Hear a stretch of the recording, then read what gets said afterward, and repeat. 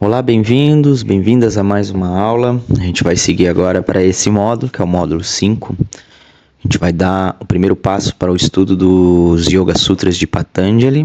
A gente vai ver as principais características, os modos que o texto se aplica, né, na nossa maneira de estudar os sutras.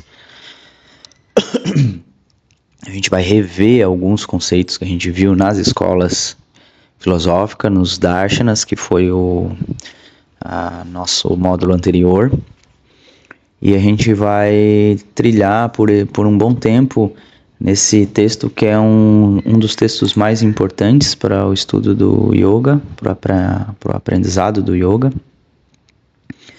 E a gente vai dar uma olhada aqui, o que a gente trilhou até agora, né? Vou usar esse mapinha aqui que eu botei lá no início do nosso encontro, onde a gente observou a Era Védica, onde aquelas escavações arqueológicas encontradas lá no Paquistão, né, no Afeganistão, ali na parte norte da Índia, nesse continente, aquela parte que a gente chama de um continente pan-indiano, né, que faz parte da Índia antiga.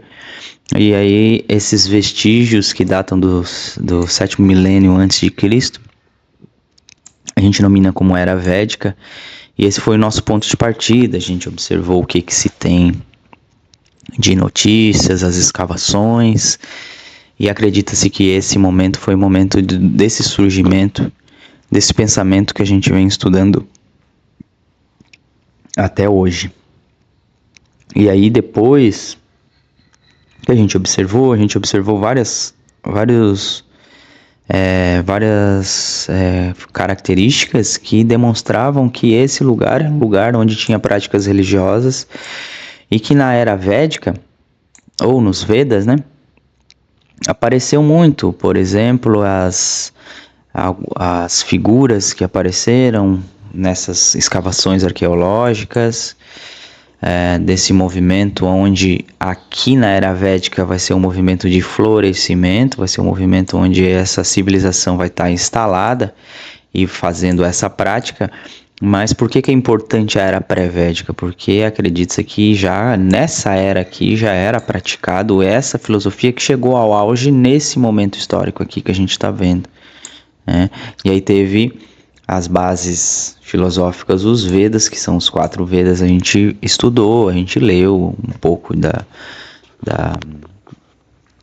parte do próprio texto, e dentro daquela civilização que existiu lá, onde a gente tem hoje em dia as ruínas, lá em Mohenjo-Daro, Harappa, toda aquela região que a gente chama do Vale do Rio Indo, é encontrado vários símbolos, né?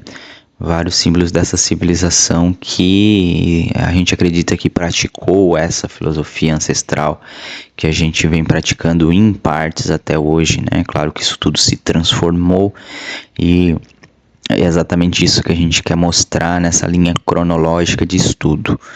Nessa era bramânica, acredita-se que através daquele colapso que teve climático, né, nessa região do Vale do Alto Indo, Vale do Indo, essa civilização ela teve esse deslocamento, né, desse rio Sarasvati, e se deslocou-se até o rio Ganges. Aqui eu botei aqui, né, o rio Ganges atualmente.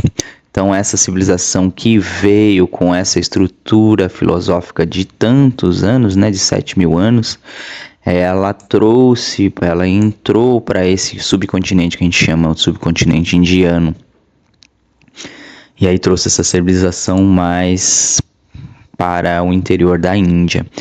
Aí é o nascimento, após desse deslocamento, após essa troca cultural também com esse povo autóctone, esse povo nativo da Índia, a gente vai aparecer aqui nesse movimento histórico, nessa faixa temporal de 1500 a 1000 a.C., a era Upanishadica. Então as Upanishads que a gente leu, né, são textos que trazem um caráter muito filosófico, E aí elas são a base também para o surgimento do budismo, do jainismo e também do yoga, né? Tradição do yoga, porque a gente leu ali a Katha Upanishad, é uma Upanishad que fala claramente, inclusive põe o nome, né, yoga, como uma manifestação de encontro interno, uma reeducação dos sentidos, um reencontro, né, o yoga como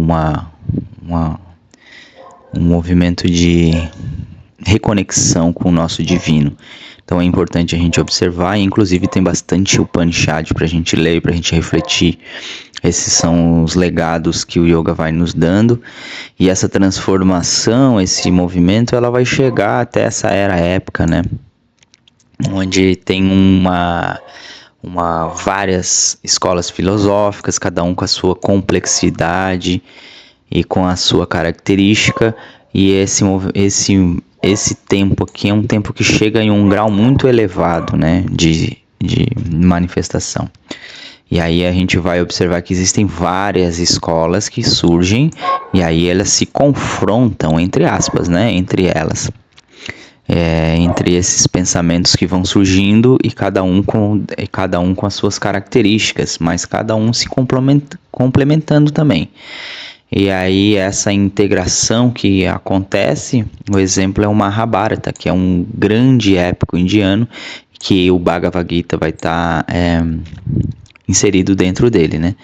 Então o Bhagavad Gita a gente estudou, a gente leu, a gente viu as características, né, dele, a gente viu que é um texto que mais fala claramente sobre o yoga, que fala sobre o aspecto filosófico do yoga, né? Então nessa era épica ou era pré-clássica, é um movimento onde a gente encontra realmente uma efervescência, né?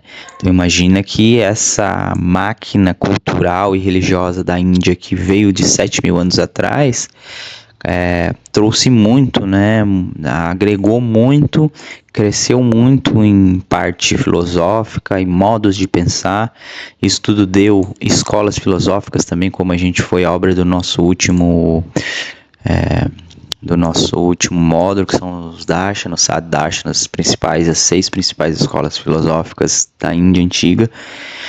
E aí a gente vai chegar aqui ao nosso ponto de partida, que é os Yoga Sutras de Patanjali. Aqui tem um manuscrito, né, do Yoga Sutras de Patanjali em sânscrito. Aí a gente chama de Era Clássica. Então essa Era Clássica, ela é marcada aqui pela dinastia Gupta, que foi marcada pelo florescimento extraordinário das artes e das ciências. E aí importante a gente observar também essa tolerância entre as diversas manifestações filosóficas surgidas ao longo dos anos na Índia. Por isso que a gente estudou ali os Saddarshanas, né? Porque a gente viu que cada uma tem essa característica, cada um pega um ponto importante dessa base filosófica que a Índia tem, né, e traz o seu ponto de vista. Por isso que é Darshana, visão, ponto de vista, né? E nesse momento é o momento onde, né, essas manifestações, elas são toleradas e elas são livremente expressas, e de uma maneira onde essa potência filosófica, ela é somada, ela é trazida à tona nessa era que a gente chama de clássica, né? E aí surge nessa era clássica esse grande clássico da literatura que tem diversas traduções, né? Que é o Yoga Sutras de Patanjali, que vai a sua missão é mostrar que o yoga, a visão, né, do yoga que a gente viu ali nas Upanishads, a gente viu nos épicos, a gente viu até no próprio Vedas, né, essa ideia de que seria o yoga. Patanjali, ele é a figura filosófica que resolve fazer essa síntese, né, de todo esse conhecimento e fazer isso através de um tratado que se chama Yoga Sutras de Patanjali, ou Yoga Sutras, que a gente vai ver a característica principal deles. E aí na Índia tem essa ideia de que existe uma forma de pensar, né, mitológica e uma forma histórica. A mitologia, né, segundo essa tradição mitológica, Patanjali foi uma encarnação de Ananta ou Shesha, essa cobrinha aqui, nessa serpente de 1000 cabeças que supostamente guarda os tesouros ocultos da terra, ou manifesta, né? Lembra que essa cobra que foi a que balançou o oceano de leite para sair as 14 substâncias preciosas, né? Diz que Ananta tornou esse nome Patanjali porque queria ensinar o yoga na terra e caiu sobre a palma, né? Ou Anjali, caiu sobre a terra e fez Pat sobre a palma, que é Anjali em sânscrito, da mulher virtuosa chamada Gonika. Então Gonika era uma yogi, né? Que ficava na terra meditando, fazendo as suas práticas e não teve tempo para casar, não teve tempo para constituir família. Então ela, nas suas penitências, ela queria ter um filho, né? E aí ela fazia todo dia as suas orações à frente do rio, e aí fazia a sua penitência, fazia os seus pedidos, até que em determinado momento Patanjali desce do céu, né? Em forma dessa cobra aqui, né? Que a gente chama de Ananta ou Shesha. Então esse senhor, as muitas cabeças do senhor da serpente simbolizam a infinitude, onipresença e a ausência de tempo. Aí a gente observa aqui no mito da criação, né, onde Vishnu está sentado, e aí de Vishnu nasce aqui o Brahma, né, de Brahma vai nascer o Shiva, que vai fazer essa manifestação, o tambor do tempo, a roda do tempo, né, e aí Ananda, que é essa cobra, Ananta, aliás, que é essa cobra, ela vai sentir, expressar uma vontade de passar adiante essa infinitude, né? Porque a gente vai observar aqui nesse próximo slide que é muito famoso isso na Índia, inclusive eu botei várias figuras aqui, né? Que aparecem Ananta, aparece a cobra, em diversos estátuas, né? Que fica como cultura da Índia. Então a Ananta, né? Vishnu na figura do absoluto engloba todo o cenário, né? Todo o cenário em torno. Então Vishnu na figura de absoluto, ali que a gente viu na figura anterior, ele é Ananda, é o oceano, é Lakshmi, que acaricia seus pés, também Brahma, o demiurgo Deus que nasce do seu umbigo, Shiva, né? Aí, como ensinam as Upanishads, o que sobra do infinito é sempre o infinito. E Ananta é a serpente de 1000 cabeças que representa também o infinito que ainda sobra após a manifestação. Então, tudo que está ali naquele movimento próximo a Vishnu é uma manifestação do infinito. E aí a gente viu ali no slide anterior que Gonika era uma yogi, e aí essa yogi queria, né, queria um filho, mas esse filho nasce na figura de Ananta, como um processo sagrado, né? Que uma pessoa que fez tanta penitência, e ele nasce nas mãos de Gonika, né? Através das suas penitências, e a lenda diz que o próprio Patanjali, essa criança que depois vira esse sábio, ele foi ensinado o yoga pelo próprio Shiva, né? Pelo próprio senhor do yoga, que é o Shiva, onde Shiva começou a tocar o seu tambor e dançar para que a manifestação da Prakriti, né, da energia que existe, a energia divina, a manifestação material fosse possível. Então essa dança de Shiva atraiu Ananta, que desejou descer à Terra em algum momento para expressar o infinito na Terra. E aí, nesse momento aqui, a mitologia fala que ele desce como filho de Gonika para realizar esse desejo anterior, né? Esse seu desejo quando estava acontecendo ali a dança da manifestação da energia divina. Essa história mitológica, né? Claro que é um resumo, mas a gente tem aqui um pouco, é possível a gente a gente expressar essa figura histórica, né, de Patanjali. É muito difícil a gente saber se realmente ele existiu, não existe nada muito concreto, né, sobre essa figura que a gente acabou de ver, a parte mitológica. Aí a parte histórica, é possível que o filósofo tenha sido um grande expoente no yoga na sua época, né, aquela época que a gente viu ali, do yoga clássico, né, 400 a 500 depois de Cristo. Para sua escola, o estudo, né, que é o Svadhyaya, era proposto como elemento de extrema importância para a prática do yoga. Embora Patanjali seja reconhecido como uma figura-chave na tradição do yoga, não se atribui a ele a criação do yoga, e sim a compilação do sistema filosófico. É importante a gente observar isso, né? Porque a gente vai, às vezes a gente encontra isso, né? Às vezes com certeza como um engano, afirmando que Patanjali que inventou o yoga, né? Foi ele que inventou o yoga. A gente viu que isso não é uma verdade, porque a gente estudou anteriormente textos que já expressavam muito claramente, a exemplo da Bhagavad Gita e das Upanishads, até mesmo dos Vedas, não expressavam literalmente, mas sim falavam de atributos do que hoje a gente conhece como yoga filosófico. Mas Patanjali deixa um legado de suma importância, por isso que a gente vai dedicar um bom tempo praticando essa escola filosófica, né?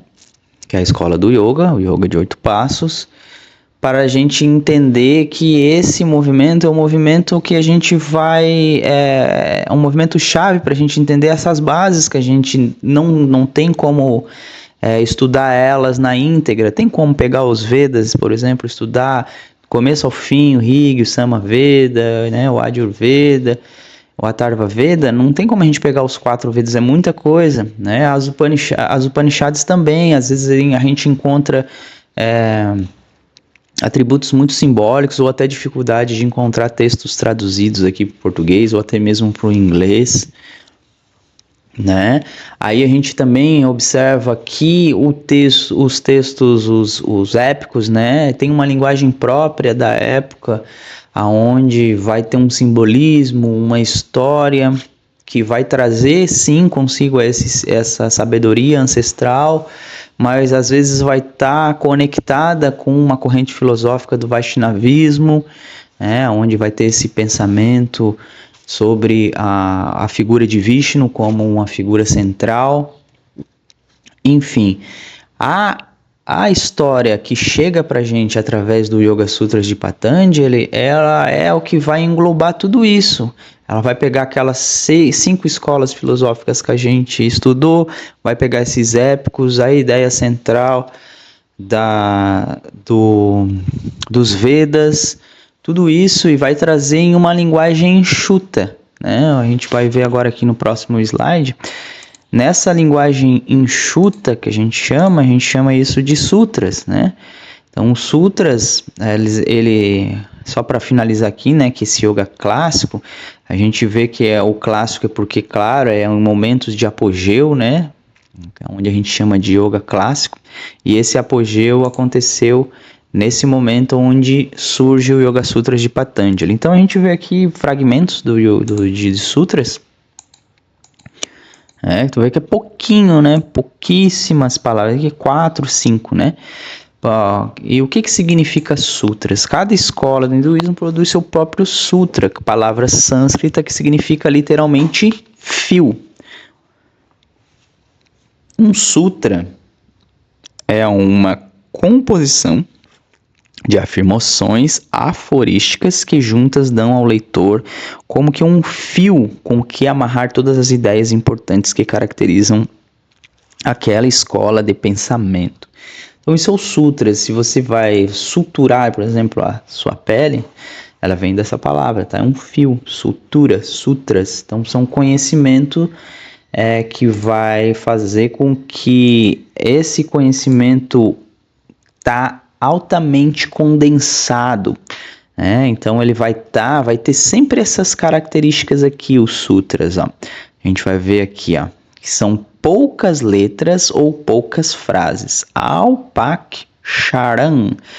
Então, são poucos sutras, deve ser o quê? Conciso. Isso aqui vai ser a característica de um sutra. O Yoga Sutra é composto por somente 195 frases e algumas têm apenas 3 palavras, mas que contém um vasto ensinamento. Aí, como eu falei um pouquinho antes ali para vocês, então, apesar de ser um texto pequeno, ele quer expressar muita coisa.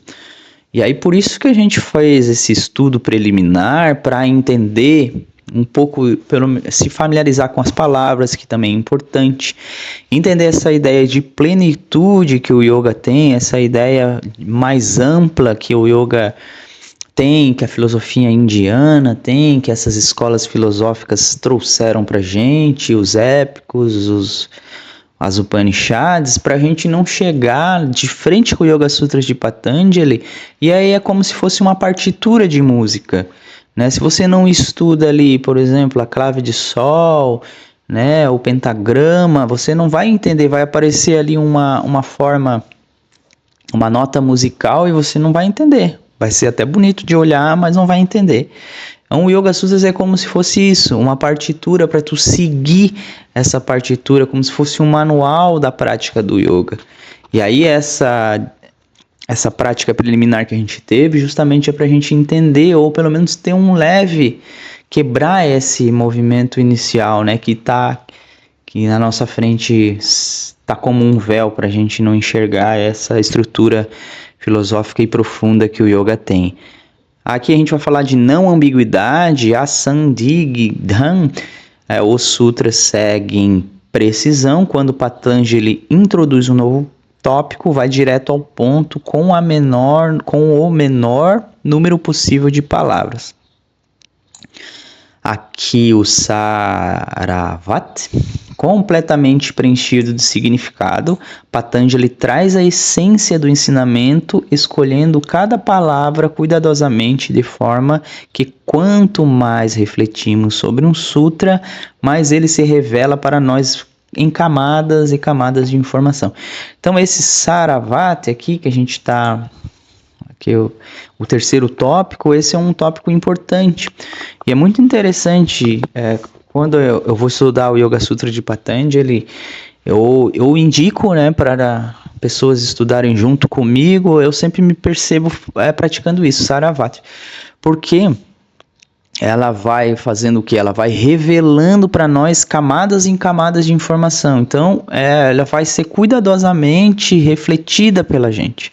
Então, você vai voltar o tempo todo, né? Você não vai ler como se fosse um romance ou como se fosse algo, uma leitura mais marginal, uma leitura mais rasa. Né? Não menosprezando esse tipo de leitura, mas é interessante porque se isso já é uma característica dos sutras, é interessante a gente observar que a gente não vai ter um entendimento, e esse entendimento eu boto 2 aspas do lado dele, em si é uma compreensão muito mais intuitiva do que um entendimento intelectual. Né? A gente vai observar que é necessário a gente voltar. Mas é tão gostoso quando a gente faz essa escrutinação, né? Essa crítica interna, esse pensar, esse olhar por cima do livro e refletir, ou meditar e despertar isso que foi lido. E Saravati é isso. E, de modo geral, a maioria das pessoas que estudaram Yoga Sutras comigo ou que já leram Yoga Sutras de Patanjali, a gente vê que tem isso, né?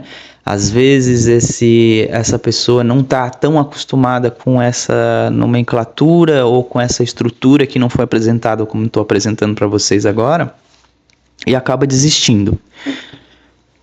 Aqueles que não desistem, eles entram em um contato muito profundo e praticam muito Saravati. Praticam muito, às vezes a gente pega um sutra desse, por exemplo, como eu falei ali, na primeira estrofe ali, poucas letras e poucas palavras. Às vezes tem 3 palavras, mas que você medita por elas por semanas. Essas 3 palavras às vezes vão ficar reverberando. Então não é você ler o livro, né, de uma maneira onde você vai passar por ele. É você ler e refletir sobre ele. Então a gente pode ficar nessas 3 palavras um mês, né? Ou até um ano. Então, para você ler esses 195 sutras, talvez demore muito tempo. Se você pegar e ler ele de uma vez só, você lê em 1 hora. Nem isso. É pouco. Realmente é pouca palavra. Mas com muito significado. Então, para reiterar para vocês a maneira como você vai encarar esse texto. E aqui a gente vê o Sichuatu Mukhan, que é para a diversidade do mundo. Então, o ensinamento de yoga pode ser usado em qualquer lugar do mundo, em qualquer época. O Yoga Sutra trata de uma mensagem universal que pode ser aprendida por qualquer pessoa. Isso é uma característica de coisas clássicas, né? Se você tem gente que vai todo ano lá ver a Mona Lisa lá na França, né? Tá lá no Museu do Louvre e foi uma coisa que foi fabricada, né? Foi pintada há muito tempo atrás, no Renascimento, né? E aí, mas não perdeu seu significado, não perdeu a sua técnica, se usa a técnica que foi inventada lá na época, né, do Renascimento na Europa. Enfim, isso ficou como um legado para a modernidade, né, para a contemporaneidade, que é o nosso movimento histórico, nosso momento histórico. E aí o Yoga Sutras de Patanjali, ele segue essa mesma linha. O que é clássico, né? O que a música, quando você pega uma música que é clássica, o nosso neto vai escutar, o nosso bisneto vai escutar, é a mesma coisa. O Yoga Sutras de Patanjali não tem tempo, ele é clássico, ele vai se aplicar em qualquer momento histórico. As coisas são como elas são. Patanjali não trata de teorias abstratas e intangíveis, mas sim somente de fatos experienciados e verificados por yogis durante muitas e muitas gerações. Aí, como a gente viu no Nyaya, que é a base, né, da teoria, a epistemologia, né, a teoria da teoria, a teoria da ciência. A gente vê que tudo isso que a gente vai estudar foi passado por Nyaya, foi passado por uma prática ao longo dos anos, e foi passado por um estudo, por uma escola filosófica onde realmente foi estudado e deu certo. E isso é uma coisa importante, né? Da gente observar aqui no Astopyam. E o Anavadhyam, tratado com dignidade sem fanfarronice. Técnicas ou palavras vulgares não são usadas. O ensinamento é transmitido com elegância e respeito pelo aluno. Aí sempre vai ser estudado de uma maneira séria, de uma maneira comprometida. Caso você não tenha essa maneira comprometida, esse texto vai ficar em segundo plano ou nem vai aparecer no seu campo de manifestação intelectual e prática. Então, ele sempre vai tratar com muita seriedade e aquele que vai estar estudando, ele vai ter que ter esse nível de comprometimento também, tá? E aí a gente vai ver aqui para encerrar a nossa aula que ele é dividido em 4 capítulos, né? O Samadhipada é o que? É voltado para o aluno que possui a mente estável, capaz de se focar em objetos sem se distrair. Trata da definição de yoga. Então esse aqui ele vai falar o que é o yoga no Samadhipada. Ele vai realmente dizer o que é yoga, o que é samadhi, o que é essa comunhão. Dos diferentes níveis profundos de meditação e de termos fundamentais do yoga como Purusha e Prakriti. Então, a gente viu lá no Samkhya, né, o que é Purusha e Prakriti. A gente já não é uma palavra tão desconhecida pra gente. Então, quando aparecer isso aqui lá no Yoga Sutras de Patanjali, a gente já vai saber que a gente está falando de uma manifestação divina e de uma energia divina manifestada, né? Uma energia pura e uma energia divina em sua forma manifestada. Então, Purusha e Prakriti aparece muito nesse primeiro pada, nesse primeiro capítulo. O Sadhana Pada é voltado à grande maioria dos estudantes, que sadhana é a prática, né? Quando a gente fala essa palavrinha aqui. Trata do caminho do yoga e da prática frequente e nos esclarece que o sofrimento que ainda não ocorreu deve ser evitado. Quando não conseguimos evitar situações que nos tiram a nossa centralidade, nos causam desconforto e sofrimento, devemos estar preparados.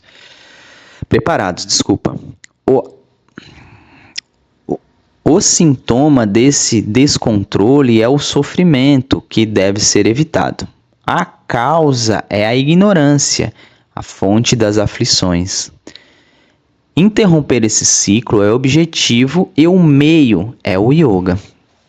Então essa causa, né, esse movimento onde a gente desprende energia para algo que vai causar dukkha para a gente, né? Isso aqui é um movimento que a gente faz porque existe na gente essa ignorância, a vidya, que é uma ignorância espiritual. E aí isso deve ser evitado. E qual o meio que a gente evita essas fontes das aflições, né, que causam esse sofrimento? Esse ciclo, ele é interrompido ao meio do quê? Do yoga. O meio para que a gente consiga sair das aflições, sair da esfera do sofrimento, é através da prática do yoga. Então aqui a sadhana, que ele vai falar no segundo capítulo, é o meio, é a prática do yoga em si. Então, para aquele estudante que deseja sair de avidya, de ignorância, a sadhana é o caminho, tá? E aqui o Vibhuti-pada é o terceiro, né? Apresenta resultados reais da prática do yoga, que vai muito além das posturas físicas e que envolve concentração, meditação e o relacionamento profundo e completo com o objeto da meditação, que é o samadhi. Então, Vibhuti-pada também é o capítulo dos poderes, né? Os poderes que o yoga te dá, né? Através do samyana, que é desses três juntos aqui. Então, esse capítulo é interessante para entender um pouco mais sobre os siddhis, né? Sobre esses poderes espirituais que o yoga é atribuído à prática do yoga. Então, esses poderes, eles se manifestam de maneira sobrenatural, mas também de maneira onde a gente vai entender que despertam essa capacidade, né, essa força concentrada que a gente tem dentro da gente e que não é nada de sobrenatural, né? É uma coisa que a gente consegue sentir quando a gente faz essa prática refinada de yoga, né? Que a gente chama de samyana, que é esses três juntos aqui. Isso tudo a gente vai estudar com mais detalhamento, não precisem ficar preocupados, tá? E é o caminho, né? O quarto capítulo, que é o Kaivalya-pada, compara o yoga com outros sistemas clássicos de filosofia indiana e esclarece como o yoga pode ser de grande utilidade, esclarece as mudanças profundas que podem ocorrer na mente do praticante e com essa mente mais lúcida e serena pode influenciar outras mentes positivamente. Trata da realidade dos objetos percebidos e da forma como os percebemos, ou seja, as coisas ao nosso redor existem independente do observador e se diferentes pessoas têm diferentes impressões de um mesmo objeto, isso se dá somente pela forma como a mente se dá de cada indivíduo lê o mesmo objeto. Então o Kaivalya, que é a libertação, né? Kaivalya é moksha ou samadhi também, ela vai lidar muito com a questão do observador e da observadora, né? E do objeto, do observador e do observado, e do sujeito e do objeto. Isso a gente já viu em aulas anteriores, né? O observador é aquele que observa com o seu preconceito mental, e o observado ele vem carregado com esse preconceito mental. Já o sujeito e o objeto não, é um sujeito que observa de uma maneira clara, lúcida, límpida, o sujeito e o objeto. Então esse objeto ele acaba ensinando muito pra gente, então há uma troca energética. Não há algo que vai fazer com que a avidya, por exemplo, ignorância, se a gente tem medo de altura, a gente não consegue observar as nuvens de um morro, porque a gente fica com a perna tremendo, porque teve um trauma. Então esse observador vê o observado, que é as nuvens, com o quê? Com uma forma que desperta dukkha, né? Que desperta o sofrimento. Você fica o quê? Você fica com medo, retraído, né? Porque existiu um trauma, um gatilho mental, né? Reações, tendências reativas, ou seja, mente. E aí quando é o sujeito e o objeto já muda de figura. Então esse sujeito com uma presença observa as nuvens de uma altura, em presença, o que vai despertar nele? Vai despertar uma conexão com a Prakriti, com a energia divina, com a contemplação, que é dhyana, que a gente vai estudar, já viu um pouco na aula anterior, né? Dharana, dhyana, meditação ou contemplação. Isso tudo ajuda a gente a acalmar a nossa mente e encontrar esse estado meditativo. Então o Kaivalyapada, ele dá é o menor capítulo, né? Mas ele faz com que a gente observe isso, né? Como um sujeito e um objeto, né? Como a gente de coração aberto fazendo essa integração energética com o que a gente vê. Aí essa é a introdução dessa aula, eu vou finalizar por aqui e a gente vai estudar capítulo por capítulo, versos escolhidos nos nossos próximos encontros. Eu agradeço a presença de cada um de vocês e até breve. Om Shri Guru Pyo Namaha. Hari Om. Namastê.